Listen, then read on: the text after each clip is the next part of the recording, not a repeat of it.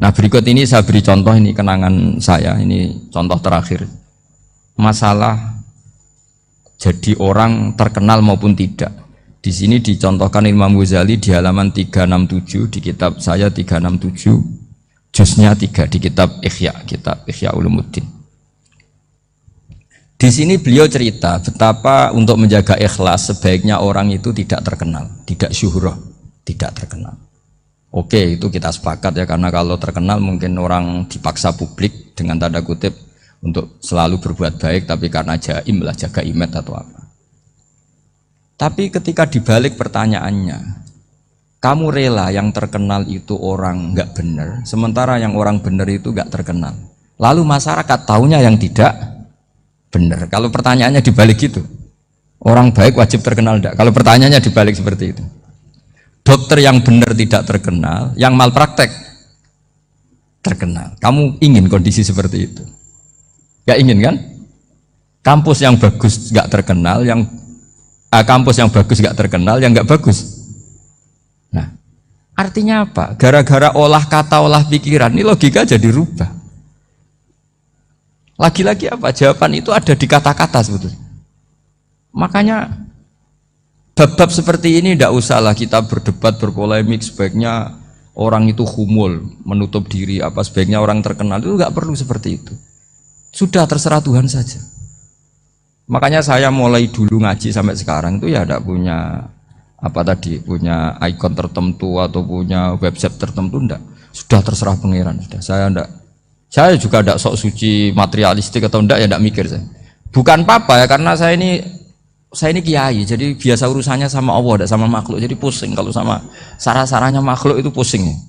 Meskipun rektor kalau nasihati saya pasti tidak saya terima, itu tetap makhluk, itu sudah ada ngefek kalau saya itu sudah ada itu. Bukan karena saya sombong, ya memang makhluk betul gitu, bukan. Cuma nasibnya bejo aja, tapi makhluk tetap makhluk. Saya beri contoh ya. Ini makalah yang ditulis Imam Ghazali. Ya, i'lam aslahakallah anna aslal jah wa intisarus sayyid atau sayyidi wal istihar. Wa huwa mazmum itu.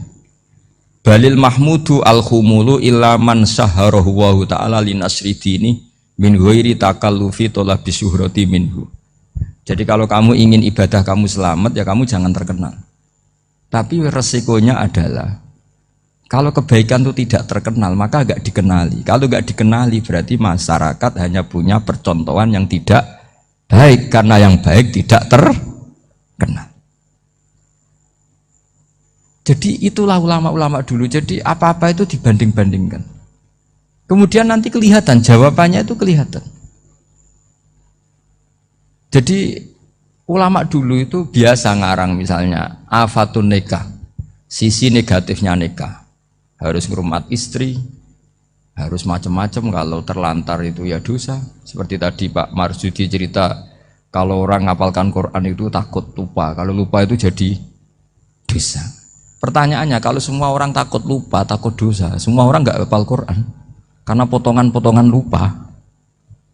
Cara berpikir tidak seperti itu. Kalau berpikir ya namanya hafalan, ya inginnya hafal, kan nggak ingin lupa. Lah nanti kalau takdirnya lupa karena hal-hal yang dimaklumi oleh syariat itu enggak yang termasuk dosa. Yang dosa itu lupa ta'liwiri udhrin syar'iyyin, lupa yang tidak ada sebab yang apa? Syar'i. Tapi lupa bawaan EQ-nya enggak bagus. Lupa bawaan sering dibentak. Oh, itu enggak masalah karena bawaannya orang tertekan itu ya lupa. Coba kamu hafal Quran, terus punya kredit jatuh tempo. Pas hari itu aku yakin enggak cerdas sudah. Itu bawaannya orang tertekan tuh pasti lupa. Jadi ya saya teruskan ya. Jadi terus ada makalah yang sangat bagus sekali tentang itu. Saya baca ya. Wa yadullu ala dzalika anna Allah azza wa jalla amaral anbiya'a bi idharil amali lil iktida wa khassahum bi mansibin nubuwah.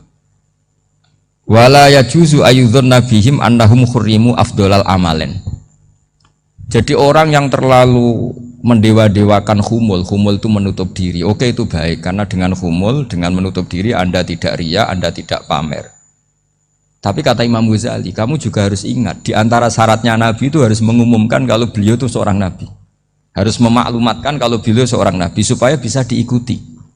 Caranya sholat harus diumumkan sehingga Nabi itu mengatakan harus jamaah. Karena dengan cara jamaah itu bisa shollu kama ra'aitumuni usolli. Coba kalau Nabi sholatnya nggak diperlihatkan, kamu harus sholat yang benar. Caranya gimana ya Rasulullah? Itu rahasia. Bingung nggak kira-kira? Bingung nggak? Ya misalnya amal rahasia selalu lebih baik. Terus ada pertanyaan, Nabi ngendikan kamu sholat yang benar. Caranya gimana Nabi? Ya itu rahasia. Terus gimana coba? Tapi Nabi ngendikan apa? Shollu kama ra'aitumuni usolli. Ya sudah kamu sholat, niru saya sholat. Berarti Nabi sholatnya diperlihatkan apa disembunyikan? Diperlihatkan. Jadi begitu juga saya berkali-kali bilang, orang tahu kalau itu bidan ya berdasar tulisan itu bidan. Tahu kalau itu dokter gigi ya itu dokter gigi.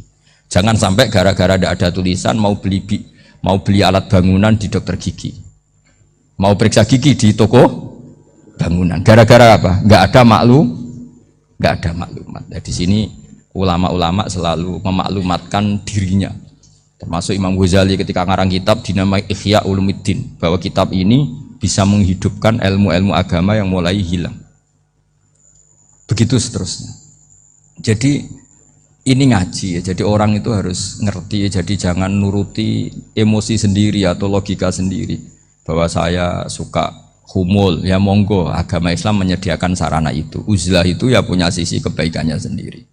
Tapi syuhrah terkenal asal tidak nuruti nafsu juga punya sisi kebaikannya sendiri. Setidaknya umat ini punya satu master kebaikan yang mudah diakses.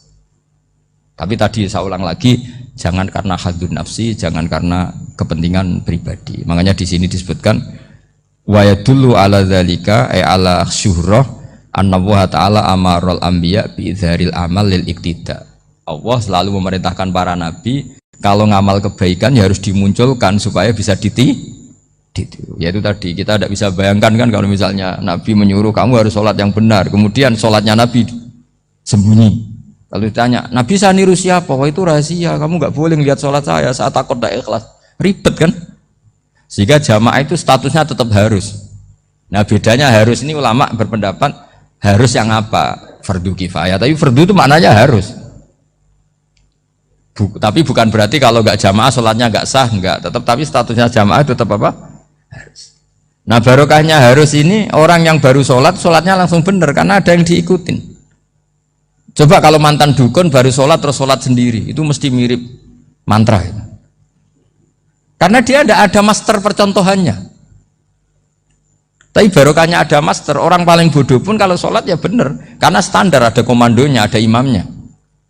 Sehingga Imam Ahmad malah berpikir keras, syarat sahnya sholat itu harus jamaah. Cara pikirannya Imam Ahmad keras sekali beliau.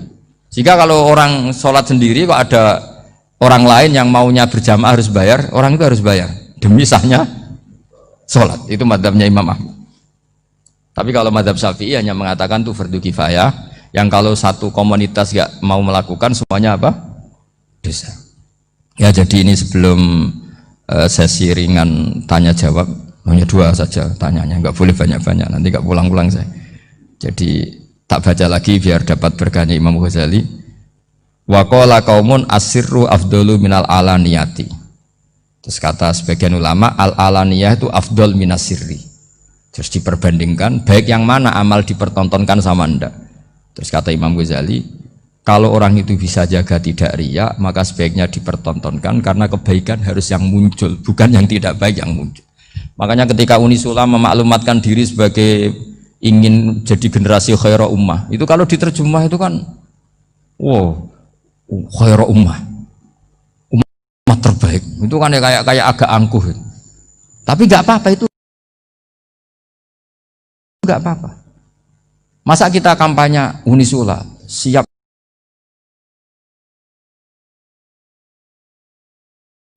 degradasi moral kan ya lucu kan, masa jualan gitu kan ya lucu.